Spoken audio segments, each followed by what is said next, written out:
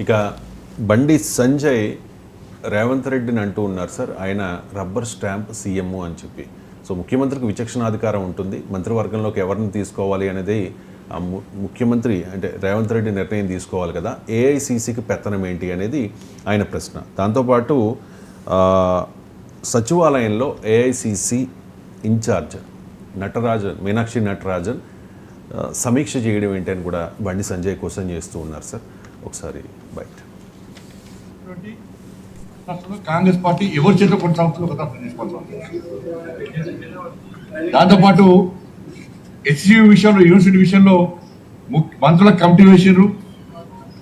ఆ మంత్రులు ఏం చేయాలో తెలంగాణ రాష్ట్ర పిసిసి ఇన్ఛార్జ్ అయినటువంటి మీనాక్షి నటరాజన్ గారు సూచనలు ఇస్తారట. అంటే రబ్బర్ స్టాంప్ పాలన తెలంగాణ రాష్ట్రంలో కొనసాగుతున్నది. సొంత నిర్ణయాలు తీసుకునే పరిస్థితిలో కాంగ్రెస్ పార్టీ ప్రభుత్వం లేదు. అందుకే అవినీతి రాజ్యం వెళ్తున్నది. ఢిల్లీకి టెన్షన్ వరకు మూటలు పంపుతున్నారు. ఆ మూటల కోసం వాళ్ళు ఆశపడి తెలంగాణ రాష్ట్రాన్ని పాలించే స్థితిలో కాంగ్రెస్ పార్టీ ప్రభుత్వం లేదు. అన్నిట్లో కమిషన్ తీసుకుంటున్నారు. కానీ ఇటువంటి పరిస్థితుల్లో తెలంగాణ రాష్ట్ర సమాజం ఆలోచించాలి. దేశంలో డబుల్ ఇండియన్ సర్కార్ ఎక్కడెత్తున్నాయో అక్కడ అభివృద్ధి కొనసాగుతున్నది. వాళ్ళ నరేంద్ర మోడీ గారి ప్రభుత్వము ఎక్కడ అవినీతి మచ్చ లేకుండా 11 సంవత్సరాల నుంచి ఈ దేశాన్ని ఒక స్ఫూర్తిదాయకమైన పాలన కొనసాగిస్తూ ఉన్నారు. అటువంటి పాలన ఇవాళ తెలంగాణ రాష్ట్రంలో రావాలి. రబ్బర్ స్టాంప్ సీఎం అంటూ ఉన్నారు. ఇప్పుడు బండి సంజయ్ని పార్టీ అధ్యక్షుడిగా మార్చారు. ఎవరు? తెలంగాణ రాష్ట్ర బీజేపీ కార్యకర్తల నిర్ణయం అది. బండి సంజయ్ని పార్టీ రాష్ట్ర అధ్యక్ష పదవిని తొలగిస్తే తెలంగాణలో ఉన్న బీజేపీ కార్యకర్తలు, ఆర్ఎస్ఎస్ అభిమానులందరూ బాధపడ్డారు. మరి దాన్ని ఎవరు డిసైడ్ చేసుకున్నారు? అధిష్టానం అంటే ఎక్కడున్నారు వాళ్ళు? ఢిల్లీ లేరా? అమిత్ షా డిసిషనే కదా, మోడీ డిసిషనే కదా. ఇప్పుడు పోనీ తెలంగాణలో అసెంబ్లీలో 3 ఎమ్మెల్యేలు ఉంటాయి 2023 కన్నా ముందు. శాసనసభా పక్ష నేత లేరు. అంటే ఆ 3 ఎమ్మెల్యేలు కలిసి తమ నాయకుడు ఎవరో నిర్ణయించుకోలేని పరిస్థితి ఎందుకుంది? అసెంబ్లీ రద్దయ్యేంత వరకు కూడా లేడు. ఈటల రాజేందర్, రఘునందన్ రావు, రాజాసింగ్ 3 ఎమ్మెల్యేలు ఉంటే ఆ 3 ఎమ్మెల్యేలు కలిసి తమ నాయకుడు ఎవరు, ఉపనాయకుడు ఎవరు నిర్ణయించుకునే కెపాసిటీ లేదా వాళ్ళకు? మరి అధిష్టానం డిసైడ్ కాలే కనుకనే కదా. ఇవాళ పోనీ బీజేపీ రాష్ట్ర అధ్యక్షుడిని ఎన్నుకోగలిగారా? కిషన్ రెడ్డి టర్మ్ ఎప్పుడో అయిపోయింది కదా, మరి ఎందుకు ఎన్నుకోలేకపోతున్నారు? ఒక రాష్ట్ర బీజేపీ అధ్యక్షుడు రబ్బర్ స్టాంప్ అయిపోతున్నాడు కదా. రబ్బర్ స్టాంప్ అనొచ్చా మరి? ఇప్పుడు జాతీయ పార్టీలో రాజకీయ నిర్ణయాలు మంత్రులైనా ఎవరిని నియమించాలి? ఇప్పుడు బీజేపీ ముఖ్యమంత్రులు ఎవరిని నిర్ణయించారు? నిన్న కాక మొన్న ఢిల్లీలో ముఖ్యమంత్రి పదవిలో కూర్చోబెట్టాలి అని వచ్చినప్పుడు ఎవరు నిర్ణయించారు? నిజంగా బీజేపీ ఎమ్మెల్యేల నేత పరమేష్ వర్మ అయ్యాడు ముఖ్యమంత్రి. సో మీకు రేఖా గుప్తా ఎందుకు అయ్యారు? సో మీకు మధ్యప్రదేశ్లో కనుక బీజేపీ ఎమ్మెల్యేలకే అక్కిస్తే శివరాజ్ సింగ్ చౌహాన్ ముఖ్యమంత్రి అయ్యేవారు.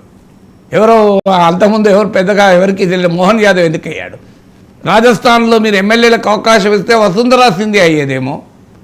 సో మీకు అవకాశం ఎక్కడిచ్చారు పార్టీ? అక్కడ ముఖ్యమంత్రుల్ని కూడా కాంగ్రెస్ బీజేపీ నిర్ణయించింది కదా, అధిష్టానం. అది కూడా వారం రోజుల తర్వాత. తెలంగాణలో 24 గంటల్లో డిసైడ్ అయితే మీకు ఈ మిగతా రాష్ట్రాలు ఎన్ని రోజులు పట్టింది మనకు ముఖ్యమంత్రి నిర్ణయం కావడానికి? డబుల్ ఇంజన్ సర్కార్ అంటేనే అది కదా. డబుల్ ఇంజన్ అంటేనే జాతీయ నాయకత్వం, కేంద్ర ప్రభుత్వం నడిపిస్తుంది ఇంజన్ కదా. So double engine it self is అది కదా చెప్పేది. డబుల్ ఇంజన్లో ఒక ఇంజన్ రబ్బర్ స్టాంప్ అయిపోతుంది కదా. సో అందువల్ల ముఖ్యమంత్రి కాంగ్రెస్ పార్టీ ముఖ్యమంత్రి, అదొక జాతీయ పార్టీ. ఆ పార్టీలో ఎవరు మంత్రులుగా ఉండాలనేది ముఖ్యమంత్రి సొంత నిర్ణయం ఎలా ఉంటుంది? సొంత నిర్ణయం ఉండటానికి బీజేపీలో ఎమ్మెల్యేలుగా పోటీ చేయడానికి నిర్ణయం ఎవరు ఉంటుంది? బీజేపీ జాతీయ నాయకత్వం డిసైడ్ చేస్తారు తప్ప రాష్ట్ర అధ్యక్షుడు నిర్ణయిస్తారా? బీజేపీలో ఎంపీ క్యాండిడేట్లను రాష్ట్ర అధ్యక్షుడు నిర్ణయిస్తాడా? నాకు చెప్పండి. బీజేపీ ఎంపీ అభ్యర్థుల్ని కిషన్ రెడ్డి నిర్ణయించాడా? కేంద్ర జాతీయ నాయకత్వం నిర్ణయించిందా? ప్రకటించి కూడా జాతీయ నాయకత్వమే. కిషన్ రెడ్డి ప్రకటించి కూడా ప్రకటించలేదు. మీరు వెళ్ళి చూడండి, తెలంగాణలో బీజేపీ ఎంపీ అభ్యర్థుల్ని కిషన్ రెడ్డి ప్రకటించాడా? అందువల్ల బీజేపీలో ప్రతి నిర్ణయం జాతీయ నాయకత్వమే తీసుకుంటుంది కదా. మరి అలాంటప్పుడు మీరు ఇక్కడ కిషన్ రెడ్డి రబ్బర్ స్టాంప్ అని అనగలమా? సో ఒక జాతీయ పార్టీల నిర్మాణం అలా ఉంటుంది. సో దాని ప్రాంతీయ పార్టీ నిర్మాణం ఒక రకంగా ఉంటుంది. అందువల్ల కాంగ్రెస్ పార్టీలో ఎవరు ముఖ్యమంత్రికి కావాలి, ఎవరు మంత్రులకు కావాలనేది ఆ పార్టీ రాష్ట్ర నాయకులతో చర్చించి జాతీయ నాయకత్వం నిర్ణయం తీసుకుంటుంది. అది బీజేపీలోనే అదే పద్ధతి అనుసరిస్తారు, వేరే పద్ధతి అనుసరిస్తారు. ఇప్పుడు మీకు బీజేపీలో ఒక ఎన్నికలు కాగానే జాతీయ అబ్జర్వర్లు అడిగోలేదు, ఎందుకు వేరు మరి వాళ్ళు? మీకు జాతీయ అబ్జర్వర్లు ఇప్పుడు మన రాష్ట్రానికి చెందిన నాయకులు వెళ్ళి వేరే రాష్ట్రాల రాజకీయాలు ఎందుకు చేస్తున్నారు? ఇప్పుడు మన తమిళనాడులో పొంగులేటి సుధాకర్ రెడ్డి ఉన్నాడు, వెళ్ళి తమిళనాడులో ఏడీఎంకేతో పొత్తు ఉండాలా వద్దా అనే చర్చలో పొంగులేటి సుధాకర్ రెడ్డి ఎందుకున్నాడు? సో ఆయన ఎవరు? తమిళనాడు రాష్ట్ర అన్నామలై డిసైడ్ చేయలేడా? పోనీ ఇలా ఏడీఎంకేతో తమిళనాడులో పొత్తున అన్నామలై డిసైడ్ చేశాడా? అన్నామలై గారికి వ్యతిరేకం కదా, అందుకే ఇప్పుడు ఆయననే పక్కకు పెట్టారు కదా. ఆయన పక్కకు పెట్టి ఇప్పుడు ఏడీఎంకేతో బీజేపీ జాతీయ నాయకత్వం కలుస్తుంది కదా. మరి ఆ నిర్ణయం మీరు ఆంధ్రప్రదేశ్లో తెలుగుదేశంతో పొత్తు సోమవీర్రాజు కానీ బీజేపీ రాష్ట్ర నాయకులు అందరూ అంగీకరించారా? మనకు తెలియదా? మీరు సోమవీర్రాజుని అడగండి, చెప్తాడు అంగీకరించాడో లేదో. ఆయన సహజ శైలిలో చెప్తాడు, మీరు అడిగితే బైక్ పెడితే. మరి ఎందుకు మరి జాతీయ నాయకత్వం నిర్ణయించింది కదా. జీవీఎల్ నరసింహారావు అంగీకరించాడా మీకు చదివిన టీడీపీతో పొత్తును?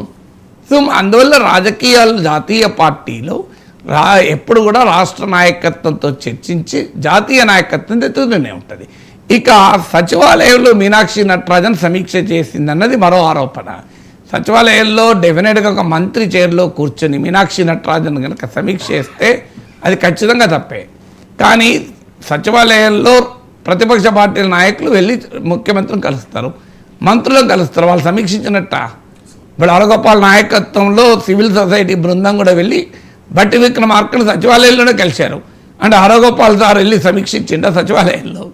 నీకు ఒక మంత్రులు కలవడానికి ఏ పార్టీ నాయకులు వెళ్ళినా, ఈవెన్ రేపు బండి సంజయ్ వెళ్ళినా, కిషన్ రెడ్డి వెళ్ళినా సచివాలయంలోనే కలుస్తారు కదా, వేరే చోట ఎక్కడ కలుస్తారు? ఇంట్లో కలవాలని రూలే లేదు. ఇంట్లో కలవచ్చు, కానీ సచివాలయంలోనే కదా మంత్రులు కలిసేది. అంటే బీజేపీ నాయకత్వం వెళ్ళి సచివాలయంలో సమీక్ష చేశారు అనొచ్చా? సో సచివాలయంలో ఇతర పార్టీల నాయకులు ఎలాగైతే మంత్రుల బృందాన్ని కలుస్తారో అలాగే కాంగ్రెస్ నాయకురాలైన మీనాక్షి నటరాజన్ కూడా కలిశారు. తప్పేముంది? ఏం కాంగ్రెస్ పార్టీ వాళ్ళు కలవద్దు, వేరే పార్టీ వాళ్ళే మంత్రులు కలవాలన్నా? అలా ఎక్కడైనా ఉంటుందా?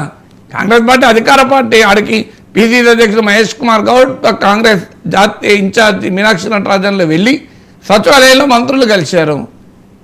వాళ్ళు కూడా మిగతా ప్రతిపక్ష పార్టీలు కలిసినట్టే వాళ్ళు కలిశారు. అధికార పార్టీతో కలవకూడదా? అందువల్ల మంత్రి సీట్లో కూర్చొని సమీక్ష చేస్తే, అది కూడా అధికారులతో కనుక మీనాక్షి నటరాజన్ సమీక్ష చేస్తే మంత్రి సీట్లో అది తప్పు. కానీ మంత్రులతో, తమ పార్టీ మంత్రులు కదా, తమ పార్టీ మంత్రులతో తమ పార్టీ ఇన్ఛార్జ్ సమీక్షిస్తే నేరం అవుతుందా? అది తప్పేలా అవుతుంది? మరి ఎందుకు నరేంద్ర మోడీ వెళ్ళి ఆర్ఎస్ఎస్ అధినేత మోహన్ భగవత్తో సమీక్షించారు? ఎందుకు చర్చించారు? సో దానికి రీజనింగ్ ఏంటి? మరి కారణం ఏంటి? అంటే BJP Narendra Modi rubber stamp అయిపోయాడా? అంటే బీజేపీ జాతీయ అధ్యక్షుని ఎవరు ఎంచుకోవాలి అనేది బీజేపీ నిర్ణయించుకోలేదు, ఆర్ఎస్ఎస్ అధినేత మోహన్ భగవత్ ఎందుకు కలిశారు? సో దానికి ఆన్సర్ ఉండాలి కదా. సో మరి ఆర్ఎస్ఎస్ అనుమతి లేకుండా తెలంగాణలో బీజేపీ రాష్ట్ర అధ్యక్షుడిని బీజేపీ నియమిస్తుందా? మరి అంటే బీజేపీ మోడీ, అమిత్ షా, జేపీ నడ్డాలు రబ్బర్ స్టాంప్లు అడగలమా? ఒక్కొక్క పార్టీకి ఒక స్ట్రక్చర్ ఉంటుంది. బీజేపీకి ఒక స్ట్రక్చర్ ఉంది. ఆర్ఎస్ఎస్కి సంబంధించిన వ్యక్తి బీజేపీ నాయకత్వంలో కీలక భూమిక పోషిస్తాడు, ఆర్గనైజేషన్ సెక్రటరీ అంటారు వాళ్ళను. సో అందువల్ల అది బికాజ్ ఆర్ఎస్ఎస్ స్ఫూర్తితోనే బీజేపీ నడుస్తుంది కనుక అది తప్పను నేనను. మన నరేంద్ర మోడీ ఆర్ఎస్ఎస్ అధినేతతో కలవడం తప్పు కాదు, that is their party structure అండి. మీకు నచ్చచ్చు నచ్చకపోవచ్చు, ఆర్ఎస్ఎస్ స్ఫూర్తితోనే పనిచేస్తారు. బీజేపీలో పనిచేసే ప్రతి ఒక్కరూ వేరే పార్టీ నుంచి వచ్చిన వాళ్ళు మినహాయిస్తే ఆర్ఎస్ఎస్ స్ఫూర్తితోనే పనిచేస్తారు. అందువల్ల ఆర్ఎస్ఎస్ నిర్ణయిస్తుంది, తప్పేమున్నది అలా. ఆర్ఎస్ఎస్ పూర్తితో పనిచేసినప్పుడు ఆర్ఎస్ఎస్ నిర్ణయించకపోతే బయట వాళ్ళు ఆర్ఎస్యూ నిర్ణయిస్తుందా? దానికి ఆర్ఎస్ఎస్ నిర్ణయం ఏంటి అంటే మోడీ రబ్బర్ స్టాంపా, నడ్డా రబ్బర్ స్టాంప్ అని అనలే కదా. That is how the party structure is. Congress party ప్రభుత్వం ఇది. రేవంత్ రెడ్డి కాంగ్రెస్ పార్టీ నాయకుడు, ఆయన న్యూట్రల్ లీడర్ కాదు కదా, ఇది పొలిటికల్ లీడర్. ఈ రిప్రజెంట్ పొలిటికల్ పార్టీ.